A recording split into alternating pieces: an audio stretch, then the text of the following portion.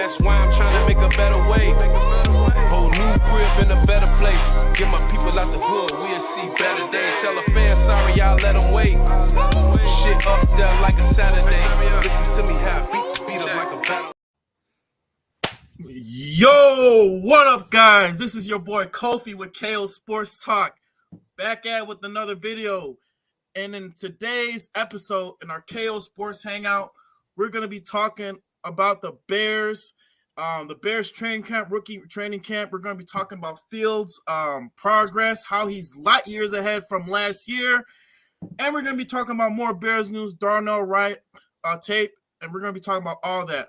But first, I want to introduce my partner, Chuck. Introduce yourselves to the crew. What's going on out there, KO Sports Talk land? I am Chuck Full Damage One, aka the biggest Bears fan you know. And welcome to KO Sports Talk. We're ready for this, and I'm pumped for this season, fellas. We also got a special guest. You guys pretty much know him from the Bears community. He's always on top of his game. He's always making a whole bunch of Bears content. He's one of the biggest Justin Fields opponents or Justin fans, supporters. Justin Fields fans out there. And he already made a video of this Darnell Wright video, this hour-long tape. Go and check it out. I got my partner, the man, the myth, the legend, Swifty Sports Talk. Swifty in the house. What's up, Swift? Can't hear you, Swift. Can't hear you, bro. Oh, snap. Look at that. Pulled the mute right on my first. Let's go. Oh, snap. Muted right off the bat. Hey, you guys getting me hyped right off the bat. That intro was killer. You guys had me getting me hyped. Yes, sir. Yes, sir. Man, I'm ready. I'm excited to be here, guys. It's good to talk to you, man. Always love talking Bears. You guys know that. Man, talking Bears. So on today's video, man, I'm pretty sure they already wrapped up rookie mini camp. There's a news out there, with Justin Fields saying Luke Getsy was saying that he's light years ahead from where he was last year. His throwing mechanics has gotten a little bit more better. He's very quick off with his throws. I kind of want to talk a little bit more about that. What do you guys think about Justin Fields' progress so far this upcoming season? You want me to take it first, Chuck? Yeah, go ahead, Swift. All right. I mean, any improvements he makes is going to be good, but you can tell since the moment we drafted him all the way back to high school and in college, like, this is a guy who has an elite work ethic, and he's gonna get better. Last year, the things that I felt like he needed to improve on were the short passes, like the easy stuff. And to me, a lot of that came from, there were two reasons why he missed those quick short passes. One, he was tired. He was running all the time, and he said it himself, like, sometimes I was exhausted. When you're exhausted, you can get kind of lazy with easy stuff, and to compound that on top of that, just the laziness, not saying he's lazy, but I'm saying when you're in the fourth quarter of a game and it's an easy pass, and the thing that compounded with that was the new mechanics.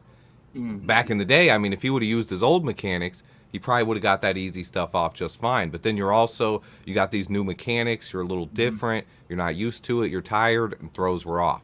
Once he tightens that up, he's going to be nasty. Oh yeah. And he's going to be like. Go ahead. No, just wanted to add to what Swifty was saying. That I think the thing that's going to be the biggest difference for Justin Fields, and all of the detractors of Justin Fields, they just don't want to look at this. But everybody wants to say, he doesn't throw well, and and he's really a running back, and he's not a quarterback. And you can't discount the fact that this was a 3-14 team. It's a team that was ripped apart, by its shreds last year. And the general manager came in stating that he wasn't putting any faith into last season, wasn't even looking at last season. So you call Justin Fields starting his first full year in a complete rebuild mode for the franchise, and that makes a difference. When you don't have the pieces around you, it makes a world of a difference in terms of how well you perform or how well you don't perform. And I personally believe that now that they're getting the pieces around him, that we're going to definitely see a different Justin Fields. Maybe even a flashback Justin Fields, dare I say it, to his Ohio State days, when this guy was going up and down the field and he had like 7 straight games where he had an opening drive touchdown and what have you. And he just was lights out, you know. So, you know, I think all of the pundits, they're looking for the bad on Justin. It's not a lot of bad to see on Justin Fields. You're talking about a guy that led the worst, arguably the best 3-14 team that the league has ever seen in competition. And went through 7 one-score games, right? 7 or 8 one-score games. Yeah, they lost 7 of the games by less than 7 points, which tells me they were really close with where Justin was without this dude having all of the pieces that he needed. Now you add Darnell Wright, you add DJ Moore, you add this whole plethora of offensive linemen, defensive linemen, you had these cornerbacks, you had all these other pieces that he got now, and look out, world. NFC North is ours to take. Watch out, Don Burr. yeah, exactly, man. We got some people coming in. CC, he's saying, "What's up, Swifty?" T.O. the God. Thank you guys for coming in. But yeah, definitely, man. Like, yeah, I think like same with what you're saying, Swifty. The reason why, you know, Justin Fields, he wasn't making those easy throws is because he was pretty much tired. And not only that, a lot of his receivers, they weren't getting open. They weren't getting enough separation to make sure that Justin Fields is able to make sure he can be able to trust his teammates in order to make those throws. I mean, like, if you look back, like, some of his pass catchers were freaking Amir Smith, December Webster, Equinemius St. Brown, Dante Pettis, some of these guys who are pretty much coming from off the street or literally journeyman wide receivers. Those were some of his weapons. And so I don't know why people were just making it a big deal about, oh, like, Justin Fields, he's a bust, or he's not really that good. And not only that, like you said, Charles, like, literally Ryan Poles literally had to gut this defense apart, you know, based on what Ryan Poles did these past year, you know, with the pass regime, you know, with Ryan Pace and Matt Nagy. They pretty much put this team in like a hole, like literally a hole. And Ryan Poles literally had to clean up the mess. You know, he had to get rid of Khalil Mack. He had to get rid of Akeem Hicks. He had to get rid of like all these players were pretty much integral in that 2018 defense. And now that, you know, now going into this season, now that he's had the coming into this season, he's had the top cap space in the NFL. He was able to get T.J. Edwards from Philadelphia, and he was able to get Tremaine Edmonds. Tremaine Edmonds was a really big deal. That was like way left field. I did not expect to get Tremaine Edmonds. I'm like, I did not expect us to get Tremaine Edmonds, along with the addition of Walker from Tennessee, and getting Andrew Billings and Trevon Dexter. All these guys, man, this is really going to improve our defense for the upcoming future. And Ryan Poles, like I said, he's not done yet. He's not done trying to improve this team, trying to improve this offense, this defense. He's going to do whatever he can to help this team have sustained success. That's the most important thing. Have sustained success for the future, for 2024 and beyond. We don't want to have 1 year, 1 or 2 years, like in the Love years where we had 2 or 3 years worth of success in 2005 and 2006, and that was it. No, we want to have 5, 6, 7, 8, 9, 10 years worth of success for this team. Yeah. Speaking of that, I kind of had this question for Swifty. I don't know if you're still there, Swifty. Yeah, I'm there. My camera was kind of cut Swifty, out. Quick question. What do you think, and I know you've seen all the moves that Ryan Poles has made in the offseason. What do you think about the added depth now that the Bears have? What's your take on the depth? Because I know some non-Bears fans who are questioning Ryan Poles taking 2 and 3, defensive tackles in the draft and what have you. What do you think about the depth? I was trying to explain to them, the importance of the depth in the Bears defensive scheme. Yeah, there's two things about what he did there. I mean, one was with the interior of the line. Eberflus wants that pressure from the interior of the line, which is why he brought in defensive tackles over defensive ends. He has some defensive ends on the roster who can play against the run, get 5 to 7 sacks. I think Travis Gibson, DeMarcus Walker, Rasheem Green. Any one of those guys could fit that bill, but he wanted that pressure from the middle. And then also you're talking about at the depth. He wants rotation of defensive linemen. He wants those guys to stay fresh.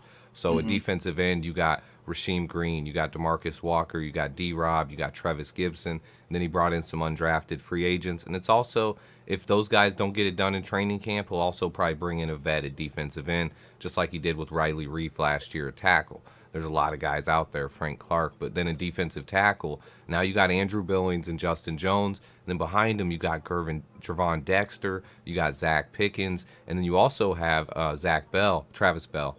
Thanks, JJ Carrillo. I almost said Travis Bell. Travis Bell. Yeah, I wanted to say I almost want to call him Travis Scott all the time. I don't know why. It comes out because you're there. a fan, Swifty. Yeah. But I mean, that depth on the roster, that's what it's about. I mean, that's what we were missing last year. That's what we've been missing a lot throughout the years, is even when we had Khalil Mack and those guys, when we lose a starter, think back to even when we had Tommy Harris. We lose a starter, we don't have anyone there behind him to get the job done. And you're not gonna have guys as talented, but you want guys that offer traits and upside that can get the job done if they have to. And that's what he's doing. Like, is Travis Bell going to be the next Aaron Donald? No. But is he a guy who could come in for a couple games or a couple plays if Zach Pickens or Justin Jones got hurt next year? Yes, I think he is. And that's what you want. Just like our linebacker group. JJ just said it there in the chat. Sanborn was a great find last year. But it doesn't mean we're done at linebacker. Sanborn got hurt last year. What happened when Sanborn went down? We didn't have anybody there. So now you got Tremaine Edmonds, TJ Edwards. Jack Sanborn is that guy who's our third starter, but in Eberflus's defense, that third starter is also responsible for learning the other two positions. So if TJ or Tremaine gets hurt, Sanborn slides in. We got more depth behind him with Noah Sewell. Like, you got to love it. That's what we want. And you see it at cornerback too, at wide receiver. Like, if Mooney's not ready, Tyler Scott can step in. Yeah, you got to kill. That's what it's called. It's the Tyler Scott and the Travis Bell. That's what it is. Right. Yeah, there you go. You mix them two together.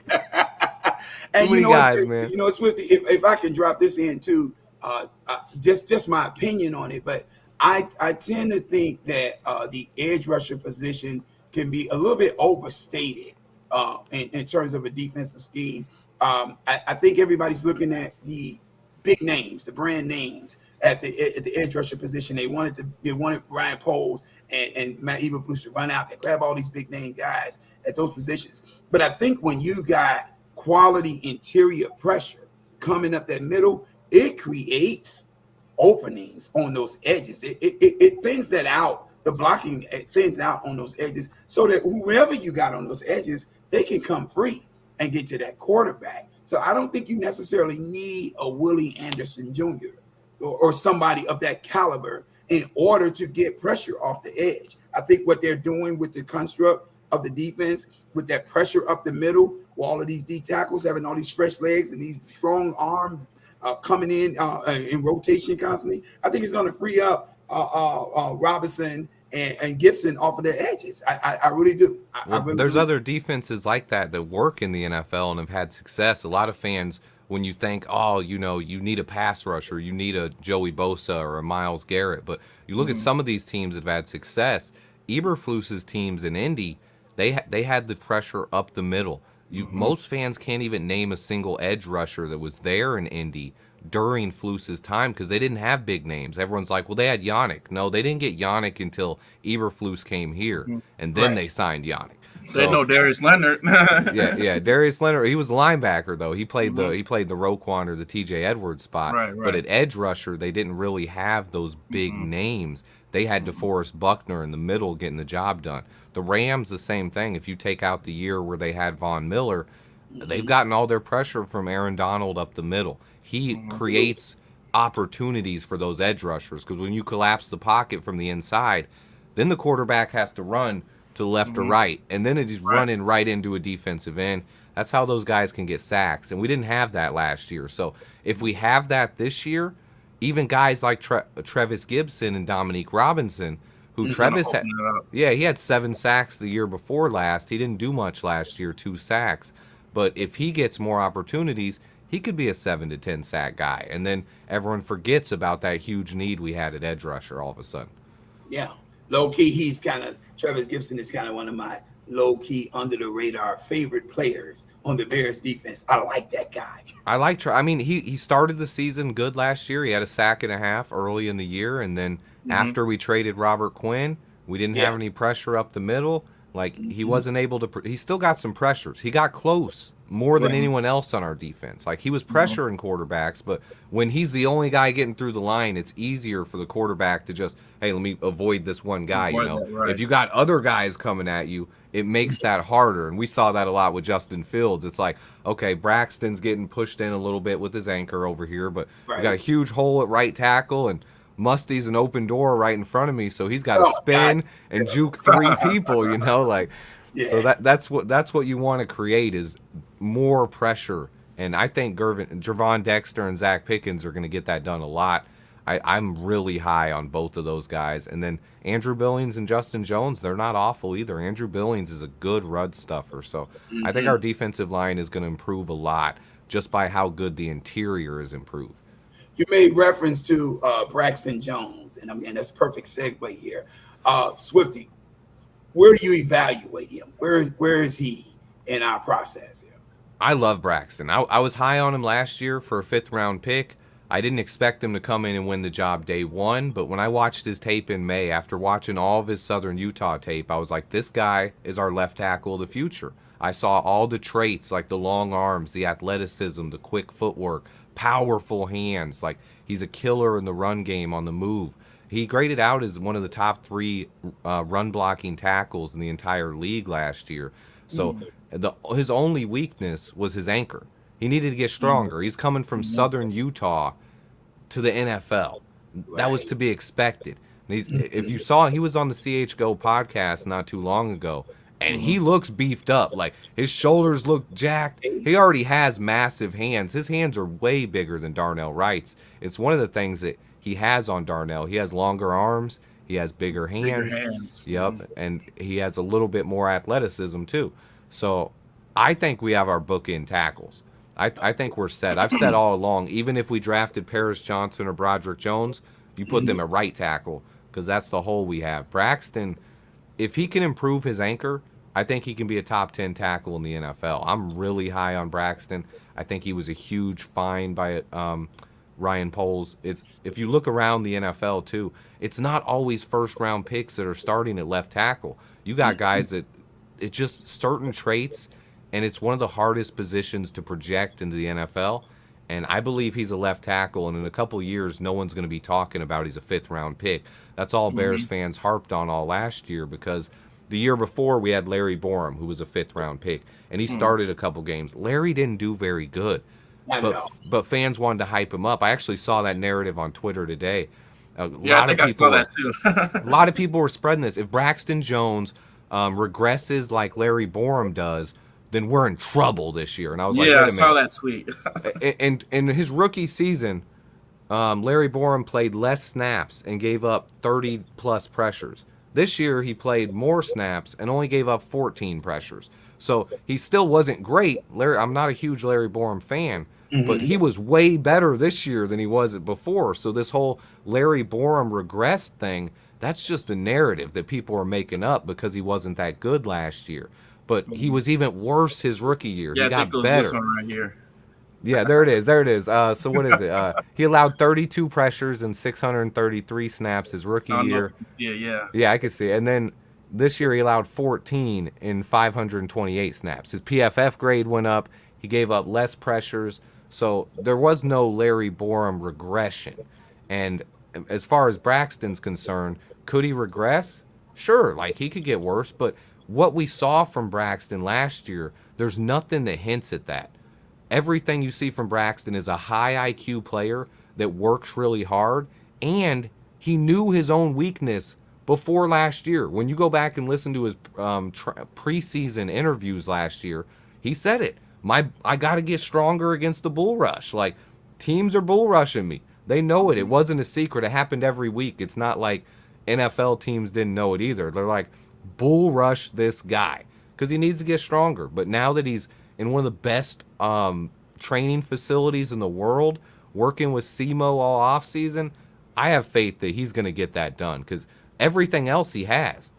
Swifty, you really helped me, man, when I was watching the draft, because I got to be honest, I was really high on Paris Johnson coming to the Bears. I was looking at Broderick Jones, and I'm like, oh, we get one of these guys for Justin Fields. We'll have this together. And then when Brian Poles with Darnell Wright, I was lost for a minute. I'm like, okay, I didn't hear a lot about Darnell Wright coming into the draft. Heard maybe a little bit, but not too much. You know, maybe his name in passing. But then, you know, when I looked at your breakdowns, and then I started doing some research, and I began to discover that this guy is really a force. He's a blue chip player. Yeah, I believe I talked about this a little bit because he dominated at the Senior Bowl. I talked about him all week during the Senior Bowl. And I still had him as my third-ranked tackle, though, behind Broderick and Paris. And I believe it was about 10 days before the draft that I put out my final rankings, and I moved Darnell to my tackle number 1 spot. And my reasoning was, for the Bears, he's a perfect fit. A lot of teams, when you look at the national rankings, and this is why it was harder and where people get these projections of where guys are going to go, left tackles are viewed higher than right tackles. And Darnell can play left tackle. He played left tackle in 2021 and did a good job. He only gave up 3 sacks, but he prefers playing on the right side. He went to his coaches, said, I'm more comfortable on the right side. I want to play right tackle. And then he came out and had the best season ever. So to NFL evaluators, they're like, so this guy's a right tackle. So they knock him down a peg below Paris and Broderick because they can play left tackle. Could they be busts and not be able to play left tackle, and then you have to move them to right tackle? Yeah, that's very possible. But that option that when the evaluators are looking at them, that they can be a left tackle, for some reason, people are still on that old school narrative of left tackle's more important than right tackle because it's the blind side. And back in the 80s and 90s, that's where all defensive coordinators lined up their best pass rusher.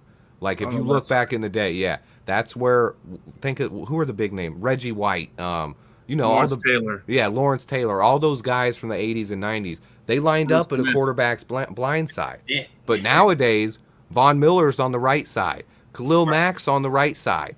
Bosa's are on the right side. So you need a right tackle just as much as you need a left tackle. It's not one position over the other. Like a quarterback's pressure in his face is even scarier sometimes than the blind side he doesn't see. Because if he has pressure coming behind him, he can still make that throw and get it off. If it's coming in his face, he can get scared and jitter. So to me, right tackle is every bit as important as left tackle. And when you looked at the tape, the more you watch, he was just better.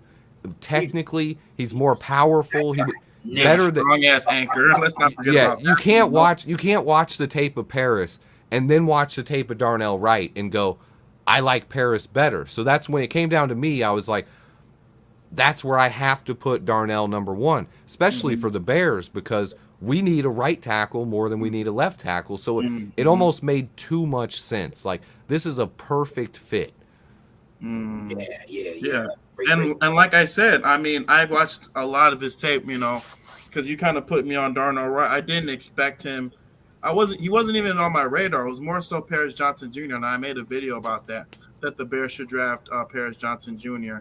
But like as I started watching a little bit more tape on Darnell Wright, and what Luke Getsy was saying, that don't be surprised, we might draft somebody from the Senior Bowl.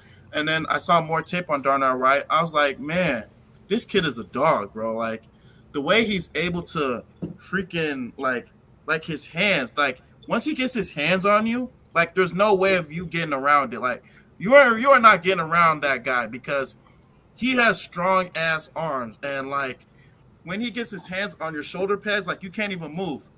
Like you cannot move at all. When he did that to Will Anderson, that was the best, because you see Will Anderson all the time is right. They go to the outside and then they cut inside, and it always works. And the only tackle I seen stop it was Darnell Wright, and it's hard to see on film. But when you look and you see him stop, you can see Darnell's hand on the guy's He's shoulder like, every time. right here, like There's a hand on the shoulder every time, and that's why they try to go, and then they're like, he's like, no. this guy's too strong. They can't, and it's There's just another incredible play where to he knocks watch. the Like dude down, like where a guy was lined up right in front of him, and then when the play was set off, when he was able to come out the line of scrimmage, he pushed that one guy off, and then the dude saw it. He's like, "No, I don't want no parts of it." Yep. I broke that down in the all 22. Is it was that one was one of the most impressive plays because he takes a step back, right, and he's got a defensive end in front of him. The defensive end doesn't put any pressure on him. He stays a yard and a half away, and in 1 second, because it's 1 second that it takes to happen, Darnell kick steps out, is looking at the guy, and is like, okay, this is all happens in a second. He kick steps and says, that guy's not pressuring me. Boom!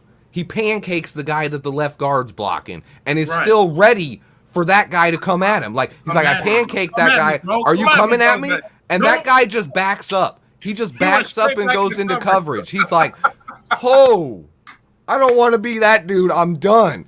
And that was, I watched that one. I'm just like, that's kind of like on Friday. oh yeah, he just like, I'm good. Yeah, like grandma's chain. I don't want it. I'm going home. Get your bike, son. Yep.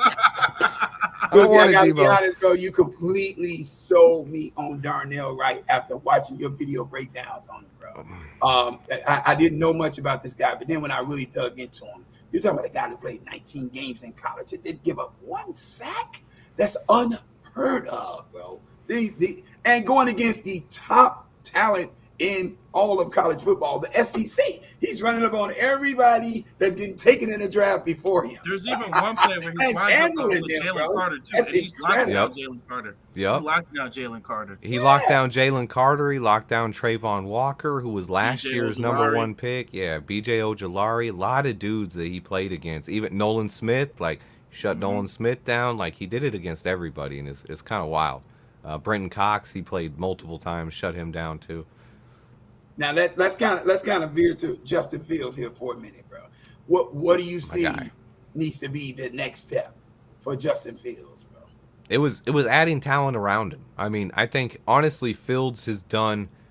This is the thing why I find it hard to be critical on Fields. Was Fields perfect last season? No, I just said it earlier in the show that he got lazy at times with his mechanics in the fourth quarter and missed some easy throws, but he was carrying that team on his back. The offensive line was awful. The wide receivers around him, and I mean, we added Claypool later, but Claypool wasn't familiar with the system. Most of the year, his receivers were Dante Pettis and Equanimous St. Brown. Exactly. Mooney was out there sometimes, but he got hurt too, and it was awful. Like, those guys, they wouldn't do him any favors. They wouldn't make plays. They wouldn't get open, and he literally had to put the team on his back. And then even when he did that, the defense would just give it right back. So I can't fault Fields for what he did last year. What I hope why I thought it was imperative we added talent around him this year, because you don't want him developing a habit, getting used to that, of trying to be Superman. You want him to get comfortable. Like last year, he didn't trust his offensive line. You couldn't.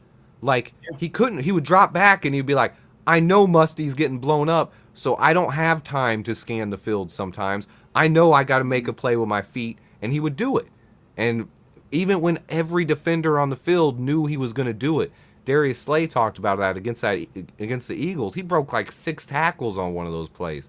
And it's like he's a monster. Like, so I just want him to get comfortable. I want us to put more talent around him and let him develop and just get better at passing. And that's, once he does that in the NFL this year, I think the sky's the limit. If our offensive line gels with DJ Moore and Claypool and Mooney and Tyler Scott and Velus Jones Jr. and Cole Kmet and Robert Tonyan, Roshan Johnson, like, those are more weapons than I remember any Bears quarterback having, other than maybe that 1 year with Brandon Marshall and Alshon Jeffrey and Martellus Bennett. Like, that was a decent year with Matt Forte, but other than that, like, we've never had weapons like this, so I'm super excited. Yeah. I'm listening to some of the chatter that's going on out here. I love what I heard Chase Young say about Justin Fields. He said he watched him when he transferred from Georgia to Ohio State, and he said this guy came into camp running a 4.37 in the 40, bro. That's 4.3. That's incredibly fast for a quarterback. But what I didn't want the Bears to do was get Justin Fields caught up in a Lamar Jackson type of situation where running has to be the order of the day.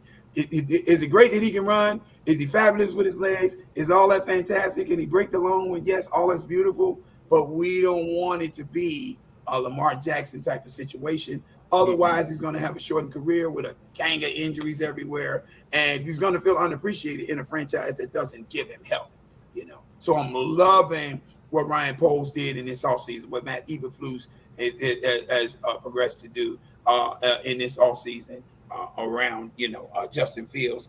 I think the next step forward for Justin Fields is real simple. Just get back to what he knows from his college days: sit in the pocket, throw lasers. And this guy he can throw them with the best of them. I cannot wait for Bears fans to see this guy really passing, man. Because a lot of them, Swifty, they don't think that he can pass, bro. That's the crazy part, man. It's like, and that Justin Fields, his whole career, like if you look at him in college and high school, yeah, he had nice legs and athleticism. That's what makes him such an exciting prospect. But his best trait has always been his arm and his deep ball accuracy, like absolutely 40 to 50 yards downfield, just hitting guys in stride. Chris Olave, Garrett Williams, Jameson Williams, like he hitting these guys in their breadbasket 40 or 50 yards downfield while being pass rushed by SEC and Big Ten guys.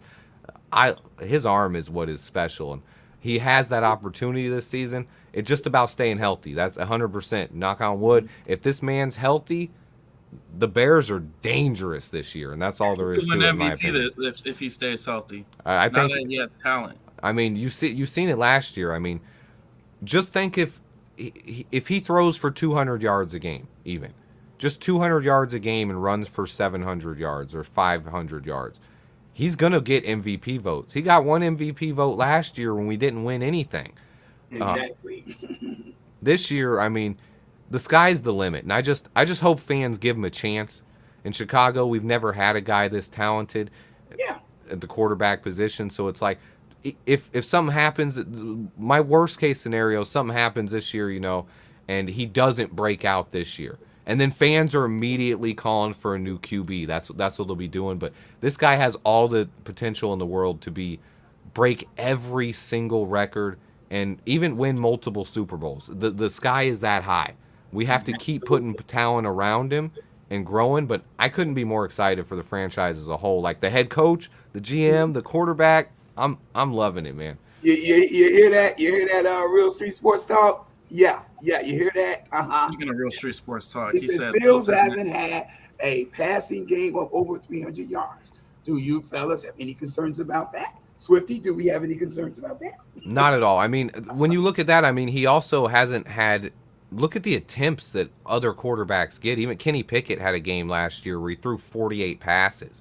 Fields wasn't throwing more than 30 passes a game. Like a lot of games he'd throw 17 passes because they were laying the groundwork, establishing the foundation, and that foundation was they're going to run over teams, try to get turnovers on defense, and then take shots downfield and become a better passing team. But the foundation was running the ball. Adding the passing, that's coming up now. Now that we got weapons, that's why he traded for Claypool. Like everyone thinks that trade was for last year.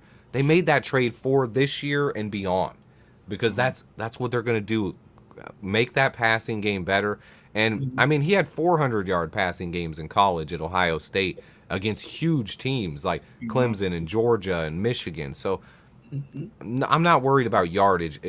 It'd be different if he was throwing 50 passes a game and having 150 yards, because Mitch had plenty of games like that. In Nagy's system, he was had throwing a lot of 300-yard passing games. But he also had a lot of games where he threw 40 passes and would have 150 yards passing because he was throwing the ball a ton. Remember that with Nagy.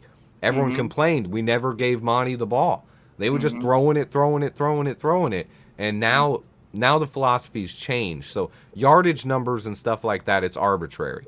Like this kid is special. Like he had plenty of games last year where he had over 300 yards total if you put in his rushing yardage. So why does that not count? So, I mean. And you know what's also very important about this going into year 2 is that he gets another year of learning Luke Getsy's offense.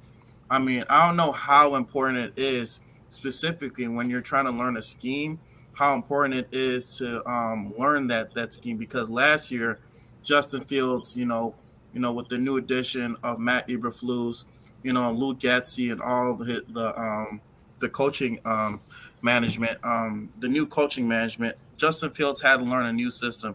He had learned this whole wide zone system, how it works and all that. And Luke Getsy, he didn't open up the offense as much as he did, as he should. But going into year 2, and with him getting those new weapons with the addition of DJ Moore and Chase Claypool, getting to build that chemistry with Justin Fields and build that chemistry with DJ Moore, it's really going to help Justin Fields elevate to a higher level, elevate to a new status in his QB skills. And so, I mean, I can't stress how important this is, because nobody talks about this, that he's going to go into year 2 with this system that Luke Getsy is running. And that's the biggest, usually that's the biggest jump, is from year 1 to year 2 in a system. Rodgers said that himself in this system. He said, I didn't know what I was doing year 1. Year 2, I figured it out and had an MVP type season. So that's the ceiling for Justin Fields. It's that high, and that's what's so exciting. It doesn't mean it has to happen this year, but when the ceiling is that high, that's something we haven't had before. Like, we've had quarterbacks who, yeah, they can be okay, but did anyone really ever go into the season with Mitch thinking this guy could win the MVP? I know I didn't. No, not at all. I think what was a really telling point for me with Justin Fields last year was I noticed that whenever the Bears tried to run traditional style offense, where they kept him in the pocket and he was reading the play and he was throwing the pass, I noticed that the offense was very stagnant. It was when Luke Getsy bootlegged him out, when he rolled him out, he allowed him to get in space where Justin had time. That's where you saw the explosiveness of Justin Fields really start to show up. And so that just told me all the Bears have to do is give this kid time. If they give him time in the pocket, this guy is going to be electric. You made a point, and I mean the base offense. We didn't have the playmakers to beat people. Like, when you line up in a base offense, you got to have receivers that can beat your number 1 receiver's got to be able to beat a number 1 corner. ESB wasn't beaten. He was lined up against Jair Alexander. You couldn't beat him. I mean, we saw that was one of Fields' interceptions. Was ESB ran a curl route and he just stood there. And Jair Alexander just pushed him out of the way and got the pick. Like, you're 6'5", 230 pounds. You can't at least get in front of a guy? Like, even if you don't catch it. Box him out. Box his ass out. Put your arm in the way at least. Like, so, like, we weren't able to do anything with our base offense. So that's kind of why he had to roll him out and why Fields had to run. This year, with the upgrades on offense, with the upgrades on the offensive line, with Musty's out, you got Whitehair at center, Nate Davis, Darnell Wright. That should be a solid offensive line where we can. Last year we led the NFL in rushing with a line that wasn't that good. We could be a team that's like the 49ers this year. We can run the ball down your throat. 2019 team. And then all those weapons, DJ Moore, Claypool, Mooney, Velus Jones. Johnson. Yeah, Roche. Yeah. I love Roche. I'm so high on Roche. Our running back room is tough. I'm so glad you brought that up, because my next question was on Roschon Johnson, bro. Me too, right? What do you think of him, Swifty? I'm kind of feeling him, bro. Man, I love Roschon. I think sky's the limit for him. I've been watching his tape more recently because I can't wait to break him down. But he's perfect fit, and another guy that the sky's the limit. Like, if it wasn't for Bijan Robinson there at Texas, he would have started for any other team in the entire nation, I think. And he had opportunities. Alabama, all these other big schools, Ohio State, these other schools were offering him to transfer. They were interested. They wanted it. But he stayed at Texas because he was a team leader there. He liked what he was doing, and he learned valuable skills that'll help him in the NFL. Pass blocking. That's something a lot of running backs in college don't do a lot of, because they're like, you know what, I'm going to run the ball, and then when you're going to pass, I'll go sit on the bench, drink some Gatorade, and I'll come back in and run it some more. But he was a pass blocker, and the one knock on him, and this is the one that I've been killing this narrative. They're saying he doesn't have home run speed. He hit the clock at Texas over 5 times at 23 miles an hour. He was at practice at the Senior Bowl for 1 day and hit 23.6 before breaking his hand. He broke his hand at practice, so he was only there for that 1 day. But 23.6 miles an hour. That's Tyreek Hill level speed. Maybe it takes him a second longer to get there. Like, you know, maybe he doesn't have the burst that Tyreek does. But he has that home run speed that in the NFL, he can take 90-yard, he can take anything to the house. When you can run 23 miles an hour in football pads, there's not many people that can catch you. Like, I mean, bro, how scary is that idea? You got Roshan Johnson running 20, who might be faster than Justin Fields and Khalil Herbert, bro. That's both of these guys. Oh my God! Don't even sleep on Deontay. I'm actually a big fan of Deontay Foreman too. Like that guy, he was a guy who, when he was backing up Derrick Henry, he came in when Derrick Henry got hurt, and that Titans offense didn't skip a beat. Yeah. Last year, he was the backup for Christian McCaffrey. They trade McCaffrey. Their offense got better after they traded McCaffrey and went to Deontay Foreman. He's a guy who has a lot of skills and is very underrated. So as much as I love Khalil Herbert too. I said last year I liked Herbert more than Monty. So now we got 3 running backs that I'm all very high on that have different skill sets. And it's like, man, the competition's going to be crazy, man. It's the only reason I think maybe Roshan's not the starter this year. I think there's a good chance he can win that job at camp. He's good enough. But also I think the Bears could be like, well, you know what? There's no reason to rush him. We got Deontay Foreman on this 1-year contract. We got Khalil Herbert for only 2 more years, where they got Roshan for 4. So this year they can let Khalil and Deontay just take a beating, use Roshan as that third down, change of pace back. And according to what Tim Hightower said yesterday, our special teams coach, he wants Roshan on every phase of special teams, because he said he looks, he's like a linebacker out there. Like on kickoff coverages, he has the chance to be our best kickoff coverage guy. So I mean, is that really where that dude is like what, 6'2", 225 pounds. He's big. I mean, you want to use him everywhere. I mean, he's insane. So I mean, I don't know. To me, Swifty, I'm gonna be honest with you, bro. To me, he's an A1 day 1 starter, bro. That's the way I see Roshan Johnson right now. He has that talent. I do too. I just think I just can't sleep on Khalil Herbert and Deontay Foreman. That's why those guys are both so good and have been in the NFL. Whereas this is another thing that I think the Bears may have thought of when they drafted him too. Roshan is a guy who, if he's not the starter, it doesn't bother him. He doesn't care. He's going to work just as hard, because he did it at Texas he wasn't the starter. So to them, like maybe Deontay Foreman or Khalil, maybe they'll take the knock of not being a starter. They would take it harder, you know. Maybe they would take it personally. Like Deontay Foreman has been a backup for a long time and wants a chance to start. Same with Khalil. He's been backing up David Montgomery for 2 years now, and he wants a chance to start. So I think any of the 3 could be the starter. That is the toughest one to call, but I agree with you. He is talented enough to come in and be a day 1 starter, but there's going to be a competition. It's not going to be easy. Khalil and Deontay are not handing anything over, so that's going to be exciting to watch in training camp. Those guys are going to be hungry. I love it. I love that we got all of these options and we don't know where to go. That's a great problem for the Bears to have. I don't know if we've ever had this problem before. This is a great problem. Man. Yeah. So let's put it on the floor here, Swifty. Let's put it on the floor here. What's your projection for the Chicago Bears this season, bro? As far as like wins and losses, yes. And hot takes. I'm gonna do some hot takes too.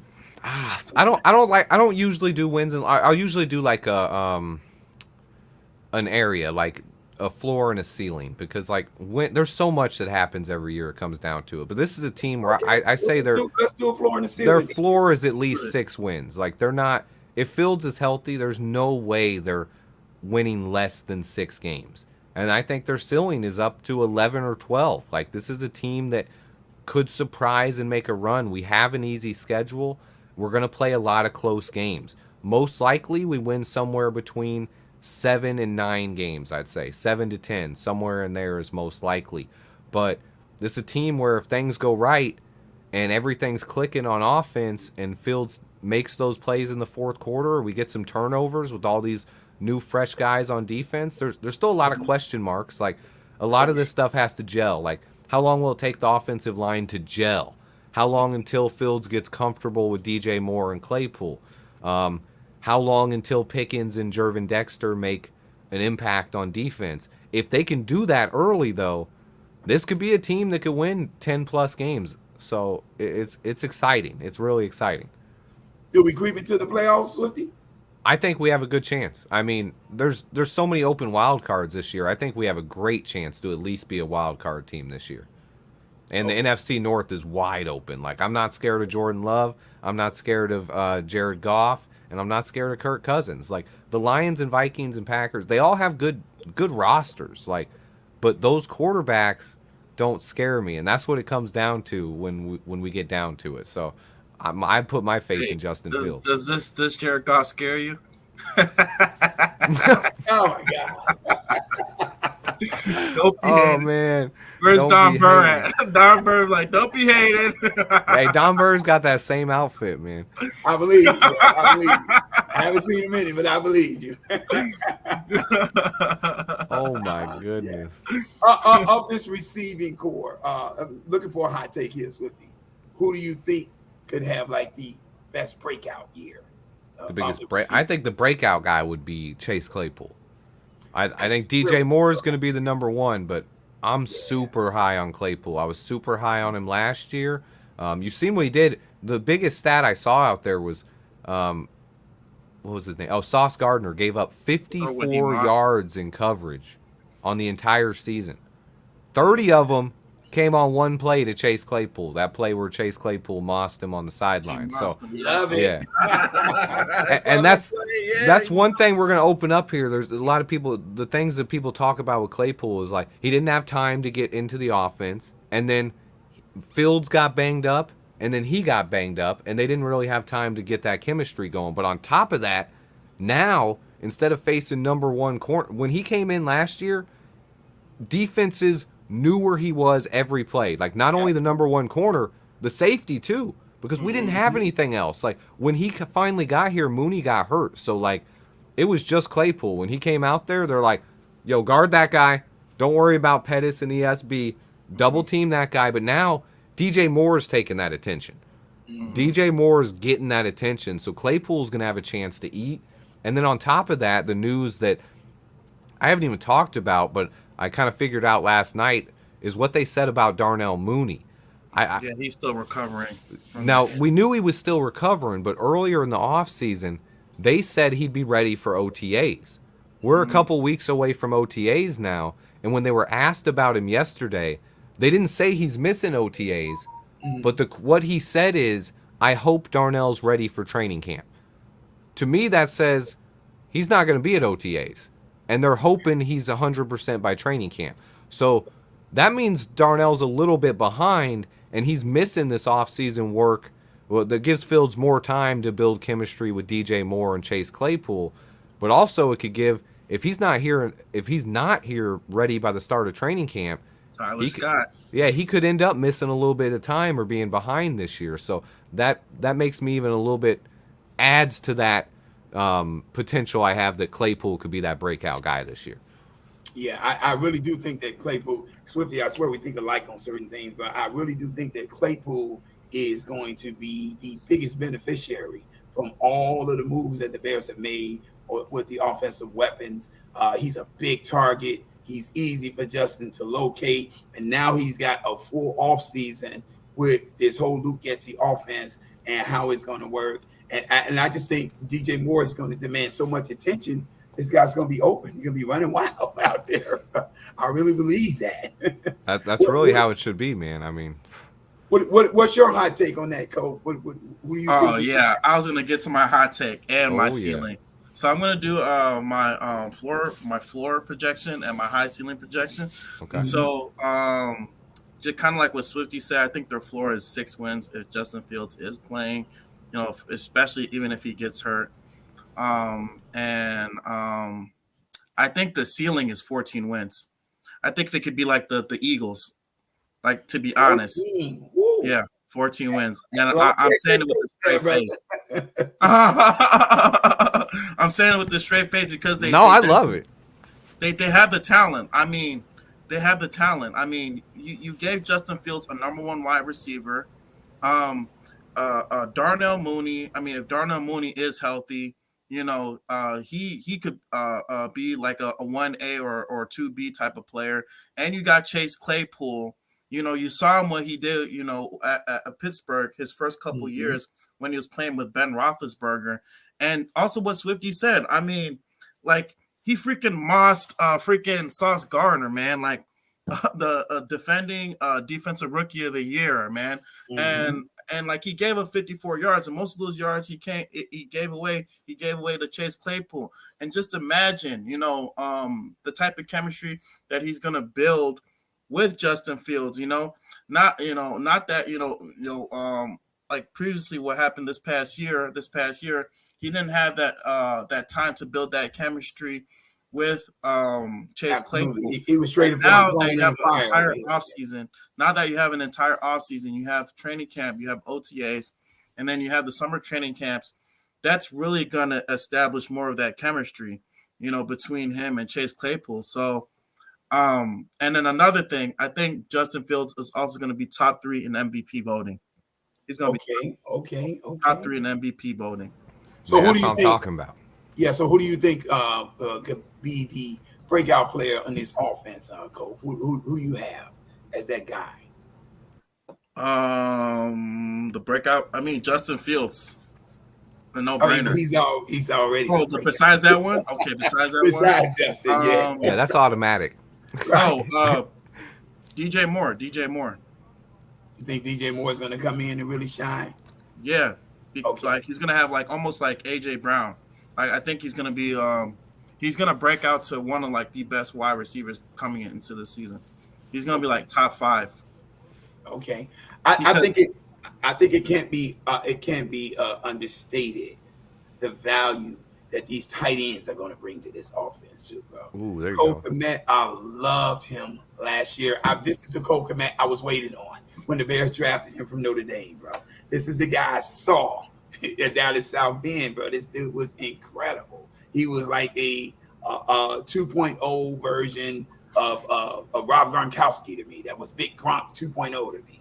You know, so I was waiting on that breakout, and it started last year. And the addition of Robert Tonyan to come in with that, I think, makes this one of the stealthiest tight end cores that you're going to see, man.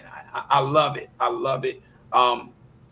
In terms of breakouts, I'm on Chase Claypool. That's what my eyes have been the whole time. I think Bears Definitely fans. Cole Kmet could have a breakout too. Yeah. I think Bears fans gave Chase Claypool a bad rap because he didn't come in last year and he didn't look like the Chase Claypool with Ben Roethlisberger. Exactly. You know, but the man came in, he was thrown into the fire, bro. He got hit the trade deadline, and the Bears were dying at wide receiver. So he had a chance to learn anything. He was just slung out there like, here, run this route, make a play. That's all we can tell him to do. But I think a year in this offense, all season in this offense, along with chemistry building with Justin Fields, I think it's going to be phenomenal for him.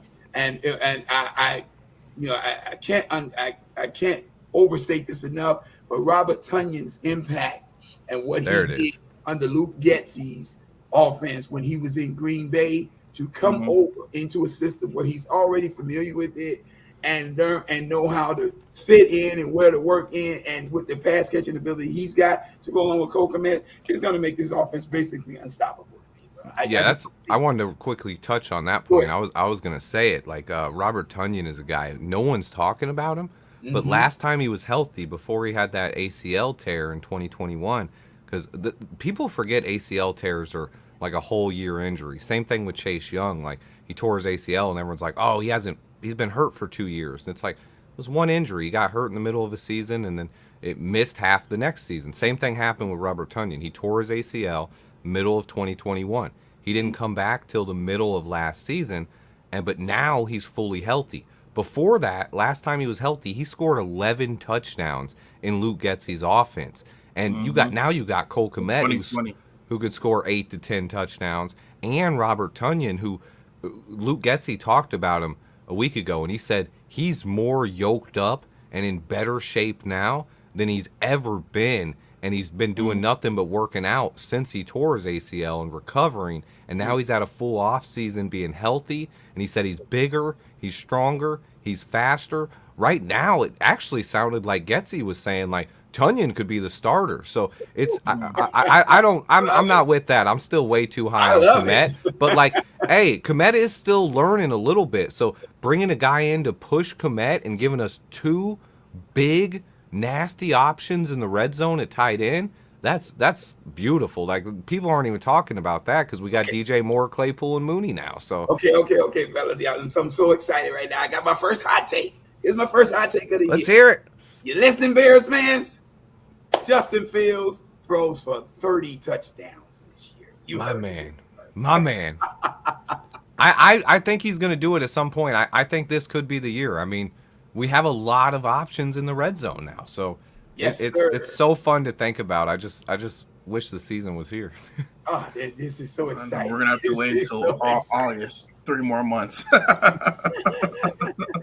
that's okay, and the beauty of it is we still, Swifty, I've been looking at your videos, what have you, where you're talking about the UDFAs and all of these guys that the Bears are bringing in for tryouts and what have you. There's still guys that they're still finding, Cole.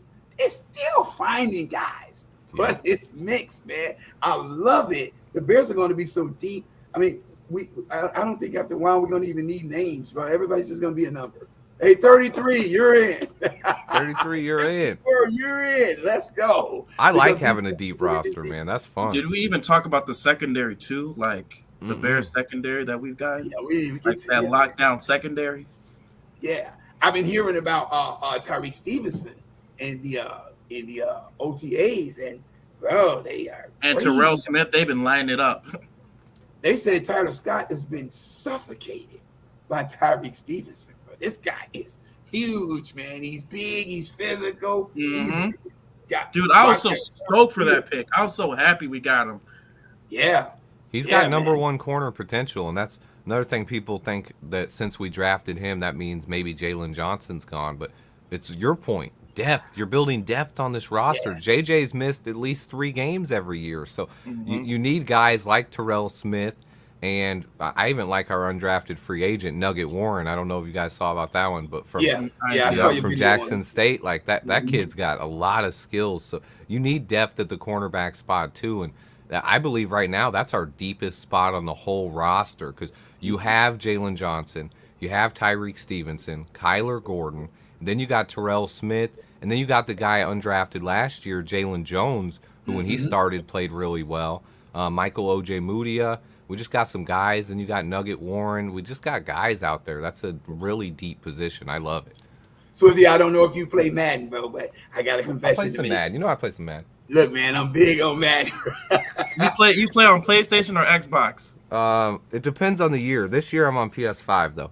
That's what I'm talking about, Swifty. You got to get at me. I gave me a PS5. Full damage 2 on there, bro. Come find I'm me. usually on PS5, but a couple years ago, when people were having problems getting the PS5, I had one, but my boys didn't, and they wanted to play on Xbox, so they bought the Xbox S or whatever. So I played on Xbox for 1 year, like recently, but yeah, usually PlayStation.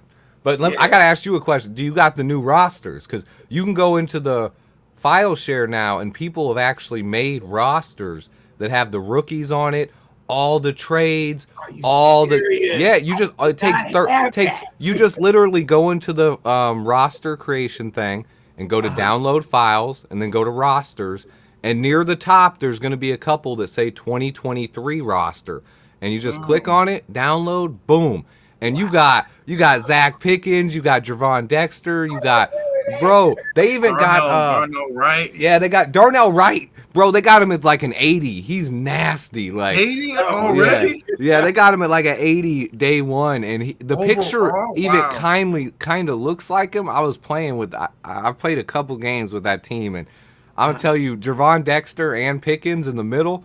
Oh my goodness, they're so fun. Oh yeah, They're nasty, monsters. nasty. Oh, Thanks, I'm gonna Swift. play I online. appreciate that, Who bro. wants to play me online? I'm gonna play the Bears. I Said I'm getting that man. roster. Yeah, but what made me bring it up, bro? Good Is I man, played, coach. I played Jalen Jones at the number 2 cornerback slot. Okay. And that guy, he's very physical. Doesn't have the foot speed that I would like for him to have, but he does lock down receivers on the other side, man. You know, my friends, they were telling me, I got like this Bill Belichick defense going on. But I mean, that's because I got You got Gordon in the nickel, right? Right, I got the Yep. JJ. I got Keller Gordon in the nickel. Got the JJ law firm, JJ law firm. JJ and Associates out there. Exactly. So I got to kind of lock down. But I'm grateful that you shared that with me, bro. I got to go download this roster, bro. As soon as we get off here, I'm downloading it. What'd you say, Kofi? I'm surprised the Patriots got Christian Gonzalez. I thought the Detroit Lions were gonna get Christian Gonzalez. Yeah, he fell, man. That was the surprise. I think his was Crazy. it was ones I wasn't super high on him. He was a guy who I was scared Poles was gonna take because he had super long arms and he had like a 9.8 athleticism score. It was high nines. I don't remember exactly because I wasn't a huge fan, but I didn't like his tape that much. Yeah, he's long and physical and he got some picks, but I wasn't a huge fan of him. I thought Devin Witherspoon was by far the best corner. Yeah, Yeah, he's very physical. I think Detroit felt that way too. Once Seattle took Devin Witherspoon, they traded out. They were like, "Dang, Nope. they took our guy." Yeah, I think it blew up that draft. I was telling my buddy Slim, he's a Detroit Lions fan from up in Flint, Michigan, and I was telling him that because he was trying to understand where the Jeremy Gibbs pick came into play. All of a sudden, That was a reach for me. I really felt that once they saw Seattle take Devin Witherspoon off of the table, that blew up their plans. Right? They did. Yeah, yeah, I thought I they think would that take changed Jalen everything. Carter in that situation, but luckily they proved me wrong. I was happier that they took Gibbs. I think Gibbs is really talented, but taking him at the 12th pick in the draft after you just paid Monty and you drafted DeAndre Swift in the second round 2 years ago, like, no, man, like that's too much at running back. Like, I don't know what you're doing. And Swifty, I have to ask this, my man, because we do have opponents in this division. It's not just the Bears.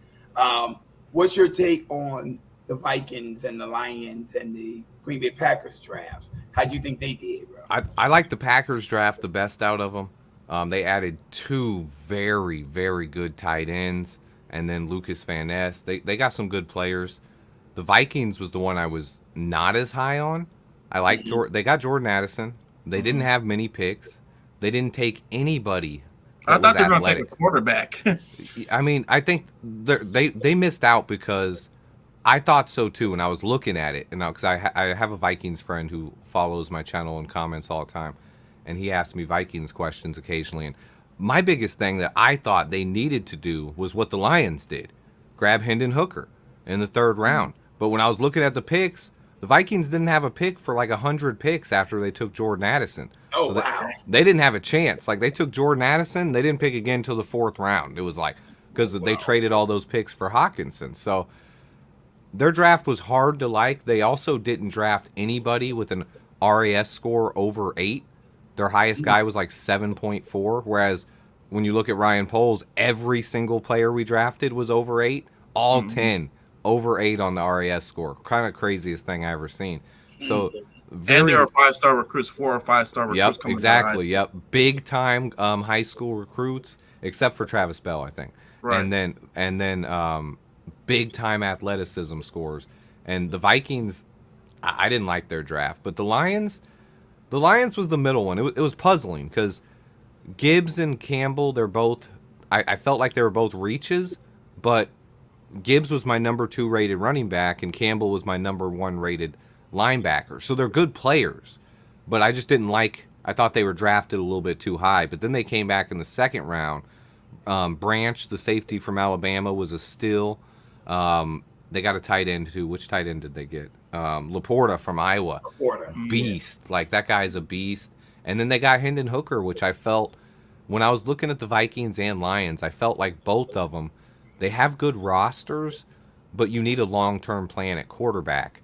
And I feel like Hendon Hooker, maybe he won't develop into much, but when you're drafting him in the 3rd round, I think he has the chance to be like a Dak Prescott or a Jalen Hurts. Like, he's very talented. So I was not happy that the Lions got Hendon Hooker. Now I'm rooting against him because I was a big Hendon Hooker fan before, but now I'm like, nah, don't develop. I don't want it now. We got a threat at the NFC North. Yeah, so I thought that made up for whatever they did in the 1st round, like getting the steals in the 2nd round and then getting Hendon Hooker. So I like the Lions draft a lot too. Yeah, the Lions, they're kind of one of those teams.